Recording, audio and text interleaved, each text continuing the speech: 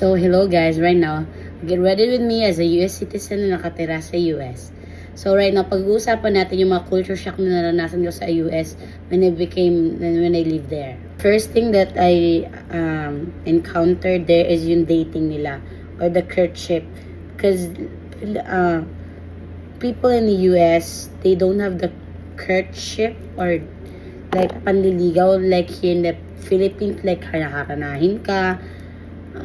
Dating, yeah, there's a dating there, but there's no courtship na nangyari. Because I tried dating up there. I tried, if I'm not mistaken, Cupid, and you know what was the guy said?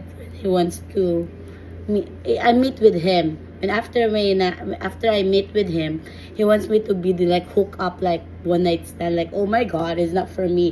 He wants kiss. Like, I'm like Maria Clara, so I said no to him. I said no to him. Di naman siya nagalit, pero wala ng second time. Tsaka hindi na din ako nag-second time ng dating apps. Kasi natakot na ako sa nangyari.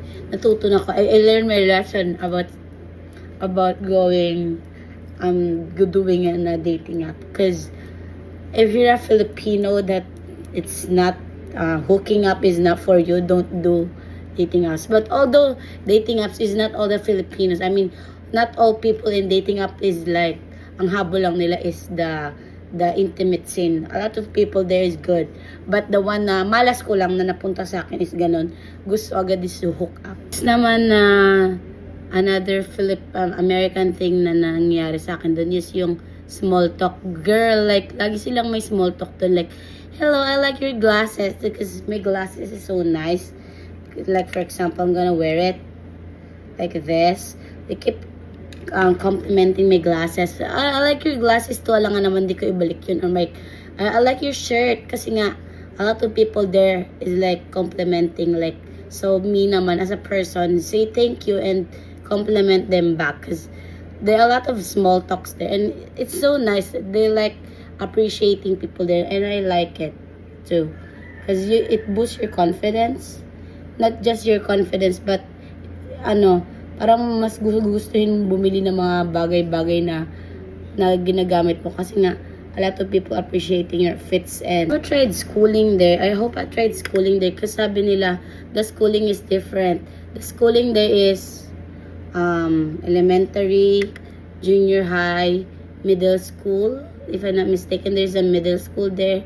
After elementary, middle school, and then high school. Kung na-experience ko siya, mas maganda sana. Kaso lang, hindi ko nga siya na-experience. Pero, okay lang naman kasi working na ako agad dun. So, it's fine. It's not a big deal for me. Pero I hope na-experience ko siya para lang mas nalaman ko kung paano yung buhay ng mga tao doon na nag-aaral doon. As you can see right now, I'm putting nose line because hindi tayo pinagpala sa ilong. Si Lord masyadong unfair.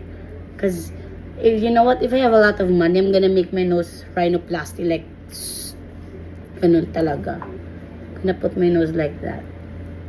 That's my that's my ultimate dream, to have a nose like for budget for rhinoplasty. So pag nagkaroon na ako pag kumikita na ako dito sa TikTok or kung ano mang platform to, I hope I make my nose rhinoplasty.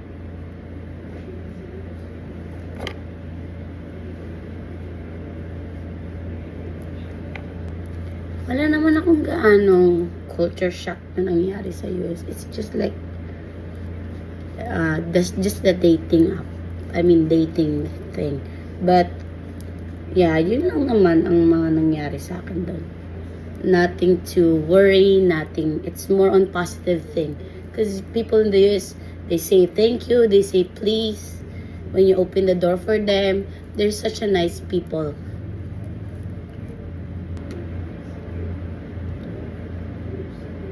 So this is the full outfit for today. I hope you like it. Please like, share, and subscribe. Bye!